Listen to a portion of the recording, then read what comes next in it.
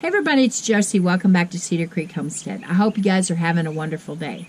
Well, we've been gardening and it's coming right along, and we'll have a video for you probably on Saturday showing you the progress of our garden, and we're not as far as long as some people are. We were a little late with being able to get out and get it tilled up and get the ground cover on with all of the wet weather that we got. But we finally got things in the ground and things are popping, and we have a long growing season here, so I'm not worried at all about having plenty of time for our stuff to grow.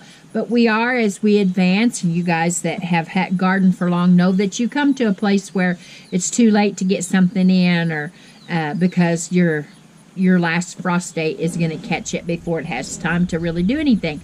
But we do have a considerable amount of time to grow things, and so we'll be just fine here on Cedar Creek, and looking forward to fall garden plans.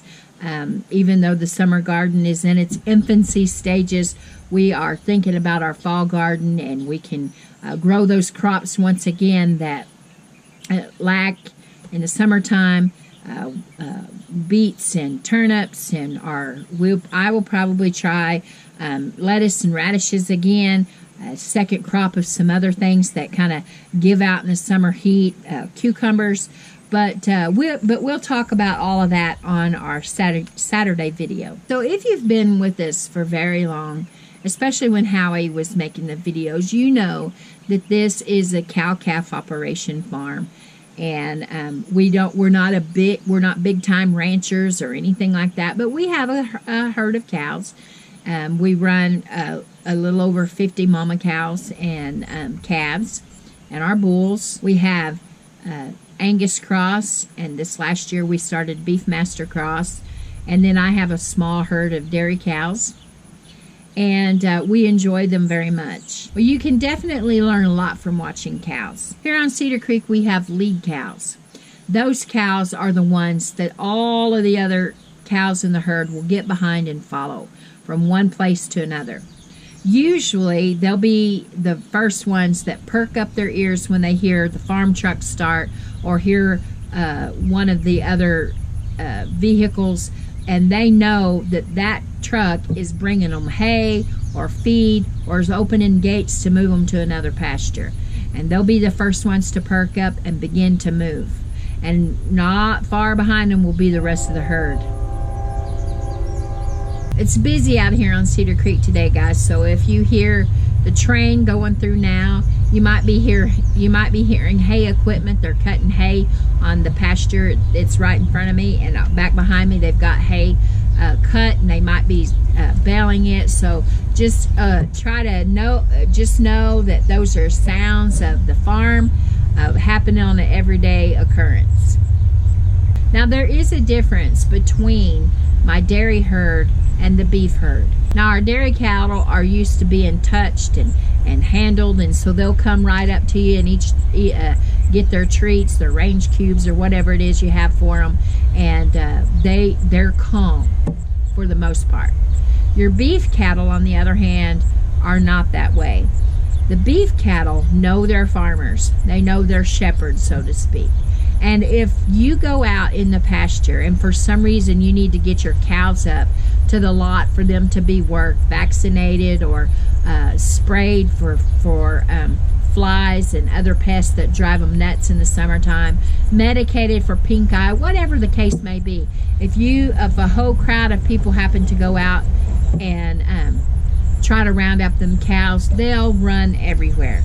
But you can take the farmer or rancher that those cows are used to and go out there and just be gentle. For the most part, you can get your cows to go up a whole lot quicker than if they get spooked by someone that they don't know. Now, beside our lead cow, there's other cows in the herd that I wanted to talk a little bit about. Now, you always have one or two fence jumpers in the herd, and we have one in particular named Bunny. My first experience with Bunny was a few years after we moved here, and we were up in the garden working, and Bunny was in the cow lot. She was being separated out there was an issue with her, and at that particular time, we just called her by her number and didn't call her by a name. But she does have long ears for a cow. She's got a very distinct look to her. She was up in the cow lot, and Howie and I, the garden is right next to the cow lot. We were working, and we heard the awfulest noise, and I looked around, and she was sailing over the top of the cow lot fence. And so we named her Bunny for that reason. Since Bunny has gotten a little bit older, she's not as much of a fence jumper as she used to be, but she could really clear those big, tall fences. Sometimes that'll surprise people to know that cows are jumpers like they are. Now, we have others in our herd, 2 or 3 others, that they either fence jump or they find a hole. They're intelligent animals, and they'll find something. You can patch it, and you can see them go right to it, checking it out, making sure that you patched it really good and that there's no way that they can get out of there. The fence jumpers know that every time Cedar Creek floods, which is once or twice a year, sometimes even more, and that water gap washes and has to be repaired, those cows, if you don't go immediately and get that water gap fixed, those fence jumping cows know that, and this particular time they're actually not going over the fence, they're just going through where the water gap has washed. So we have a few cows in our herd that really show attitude. There are high-headed cows, as we call them. One of them is solid red, and her name is Ruby. Now, Ruby, she's an excellent mother, raises some of the best calves that we have on the farm, but she is one that you have to keep one eye on when you're out in the pasture with her. You never get between her and her baby because she'll put you back in the truck. The other thing we have to know when we're working cows, meaning that we're doing something with the cows up in the cow lot and we've got them up in the corral, multiple cows, is you have to make sure that you know where she's at. We would like to keep cows that we are confident that they're gentle and that they're going to be cows that we can trust. And you can see her out in the field. She even carries herself with a certain air of superiority. She looks up and she just perks those ears up, and she sees you, and she lets you know that she sees you. Now, one thing about her, though, and there's others, we have her and one other that in particular that is that way. And I've debated whether or not to let these cows go on somewhere else. The one thing that I'm holding on to right now is that they're such excellent mothers and have some of the best babies out here, and that's what I'm in the business of, is having good calf crops to sell. And so it's kind of this way with me on whether to keep those 2 particular cows at this time. And she will put you up on the fence if you don't keep your eye on her. One good thing about Ruby is that she's always aware. And if there's something out in the pasture that's aggravating the calves, even if they're not her calf, and the other high-headed cows the same way, they will come running to protect. They're kind of like the watchdogs or the babysitters of the group. And here they come, absolutely tearing through there. And they'll get after whatever is after those babies. Just a few months back, we had our Angus bull go down with an injury that he did not recover from. And the kids had to cross the creek. It was up, and the bull was across the creek, and the kids were over there trying everything they could to get him up on his feet and to try to get him seen. And during that time, he would, make call and beller, and here they come. The whole herd came to his rescue.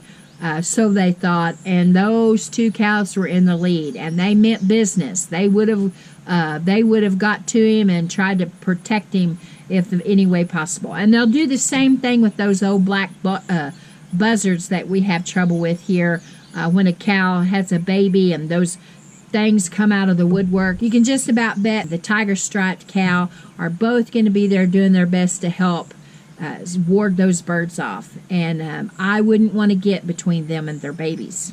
Now the next group that we have one of these every year, is our heifer herd. Now those are the young female calves that we have born here on the farm that we decide when it comes time to sell in the spring and the fall.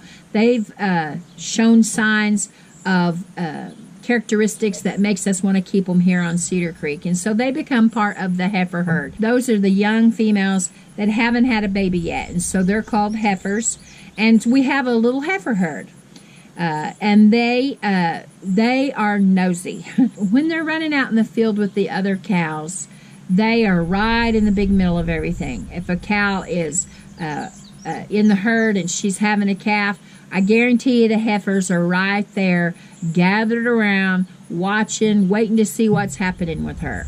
If there's anything, any way that they can get into any trouble, getting stuck in a creep feeder, getting through a fence that's got a gap in it, those heifers in that heifer herd will be the ones that get into trouble. I have some pics of cows on the farm, and my very favorite cow that I have out here of the beef cattle, the very first cow that actually belonged to me, personally belonged to me, is a cow named Rosie.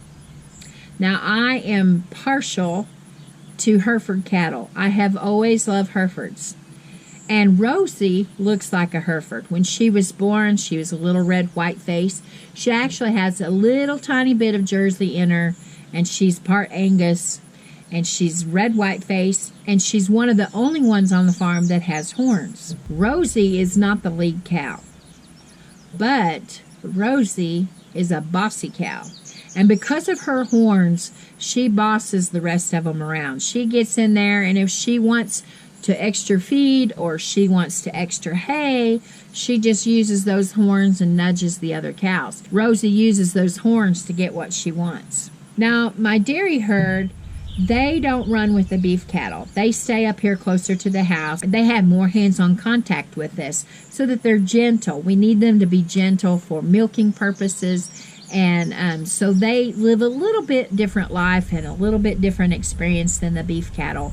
But the beef cattle don't seem to mind that they can graze all over the farm, and the dairies don't seem to mind that they get up here and get extra little treats. But those dairies cattle, besides having the benefit of all the wonderful milk and cream and all of the stuff that you can make from that, another benefit that you have is that they, especially the Jerseys, are good nurse cows.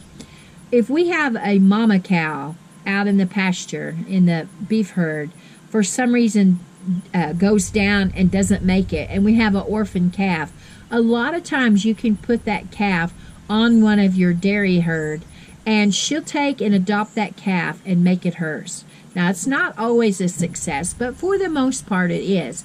And so those are our nurse cows, our dairy queens, and we treasure them. Some of our cows have names, and some have numbered ear tags.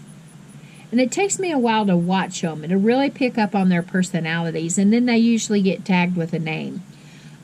Sometimes it's the way they're marked up and colored. I have one named Brisket because this right here on her is kind of a mottled white, and so I started calling her Brisket when she was young. And it sometimes their attitude, their personality makes me think of somebody, whether in my family or somebody that I've known down through the years, and so they get tagged with a name. I thought about how that cow herd, the beef cattle and the dairy cattle, could be a lot like the people that we run into in our everyday life. You know, that lead cow, she makes me remember that you always need a good leader. Somebody that is willing to get progress moving by taking the first steps herself. Somebody has to be willing to make the first move. And we need good leaders, not only in our country and in our churches, but in our families. We need good spiritual leaders, those that'll take the bull by the horns, so to speak, and say, we are living for the Lord, and we are going to be good moral people, and we'll do all that we can to make our family a success. Now, those fence jumpers like Bunny, boy, they can get into a lot of trouble. and get into a lot of sticky situations. But they can also discover new things, and that they can get projects going where others were fearful to move. Those fence jumpers will get out there and get the ball rolling and make progress in areas that maybe we were afraid to do before. Maybe we haven't always moved in that direction, or it's not the way we always did things. But it seems like even in families, the next generation is not afraid to make some of the moves that maybe we kind of hold the reins a little bit tighter and kind of afraid to make those kind of decisions. That's the way it's been with Blade. He's kind of come up with some ideas, and I've kind of had to think about them and pray about them and kind of worry about them a little bit. But he's moving in the right direction, and that makes me proud of him that he's trying. Younger, when he was a fence jumper and he was doing things that get him into trouble, I wasn't always so crazy about him. But when he's doing things that are out of the norm and in a positive way, they can really be an asset. And it can be an asset in your family too, if you've got those that are not afraid to take a chance, move things in a new direction, not necessarily throw away all the old stuff, because the old stuff is important too, but taking on some new things to add to and to enhance what we've got. Now I thought about Rubberhorn and how she was moving from place to place to place, always looking for greener pasture, always looking for that next prime spot. And although Howie loved Rubberhorn, she really was a pain in a lot of ways. Everybody could see that but him. He was so attached to her. But those that are always looking for greener pasture sometimes miss out on what's right there in front of them. They're always willing to just give everything up, throw everything down, that they miss out on what they have right there in front of them. Sometimes it's good to be a little bit of a fence jumper and take some opportunities to try some new things.